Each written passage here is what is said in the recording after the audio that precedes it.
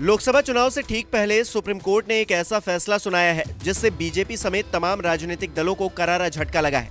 दरअसल शीर्ष अदालत की संवैधानिक बेंच ने चुनावी बॉन्ड व्यवस्था को तत्काल खत्म कर दिया है। साथ ही राजनीतिक दलों को आदेश दिया है कि वो चुनावी बॉन्ड से मिले फंड को वापस करें। 12 अप्रैल 2019 से अब तक चुनावी बॉन्ड्स किन किन लोगों ने खरीदे हैं और कितनी रकम लगाई है, इसकी जानकारी स्टेट बैंक को देने का आदेश भी सुप्रीम कोर्ट की तरफ से दिया गया है। कोर्ट के इस फैसले से सबसे बड़ा झटका भारतीय जनता पार्टी को लगता हुआ दिखाई दे रहा है, क्योंकि इलेक्टोरल बॉन्ड से फिलहाल सबसे ज्यादा चंदा उसे ही मिल रहा था। हालांकि बीजेपी इसे किसी झटके के तौर पर नहीं देख रही है। अब चीफ जस्टिस डीवाई चंद्रचूड़ की अगुवाई वाली बेंच की तरफ से दिए गए फैसले के बड़े पॉइंट्स क्या हैं, ये भी जान लीजिए। कोर्ट ने फैसला सुनाते हुए कहा है कि इलेक्टोरल बॉन्ड स्कीम असंवैधानिक है, क्योंकि ये अनुच्छेद 19(1)(a) का उल्लंघन करती है। इसमें सूचना के अधिकार के नियम का उल्लंघन है। आम लोगों को ये तो पता ही होना चाहिए कि वो जिन दलों को वोट दे रहे हैं उन्हें किससे कितना चंदा मिल रहा है, उनकी फंडिंग की व्यवस्था क्या है। अदालत ने कहा कि ये स्कीम काले धन की समस्या का समाधान नहीं करती। इसमें बॉन्ड खरीदने वाले का नाम ही उजागर नहीं होता। ये आम लोगों को पता होना चाहिए। ऐसा न होना सूचना के अधिकार का उल्लंघन है। अदालत ने चुनाव आयोग को भी सुनाते हुए कहा कि आप चुनावी प्रक्रिया पूरी कराने वाली एजेंसी हैं। अगर आपको ही पता नहीं होगा कि चुनाव में राजनीतिक दलों को कहां से और कितना पैसा मिल रहा है, तो फिर कैसे पारदर्शिता आएगी। ये कहते हुए कोर्ट ने बैंक को आदेश दिया कि वो इलेक्शन कमीशन को बॉन्ड खरीदने वालों की जानकारी दे, फिर आयोग उस जानकारी को अपनी वेबसाइट पर शेयर करे। कोर्ट ने यह भी कहा कि राजनीतिक दलों को फंडिंग की किसी और व्यवस्था पर विचार करना होगा। ऐसी योजना के बारे में सोचना होगा जिससे पारदर्शिता आए और दलों को फंडिंग भी मिल सके।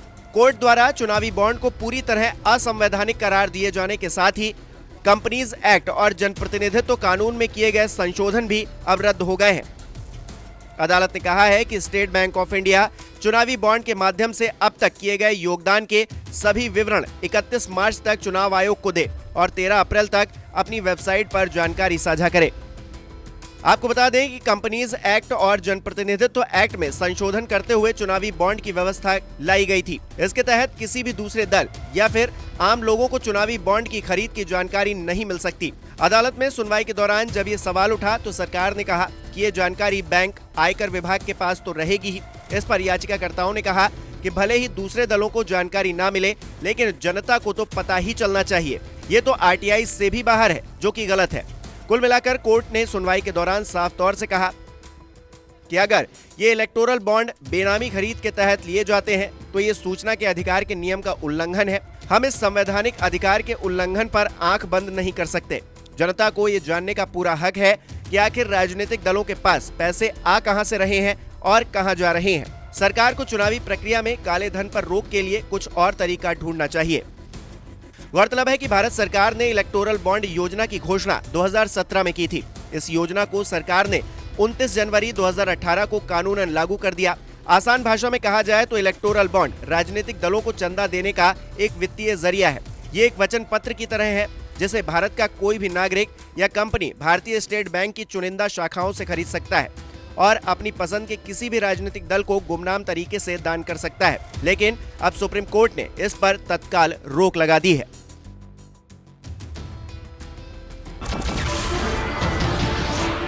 नमस्कार, मैं हूं मानक गुप्ता। अगर आपको हमारा ये वीडियो पसंद आया हो तो इसे लाइक और शेयर जरूर करें और हाँ, हमें सब्सक्राइब और फॉलो करना ना भूलें ताकि आप देश और दुनिया की कोई खबर मिस ना करें। तो जुड़े रहिए हमारे साथ और देखते रहिए न्यूज़ 24।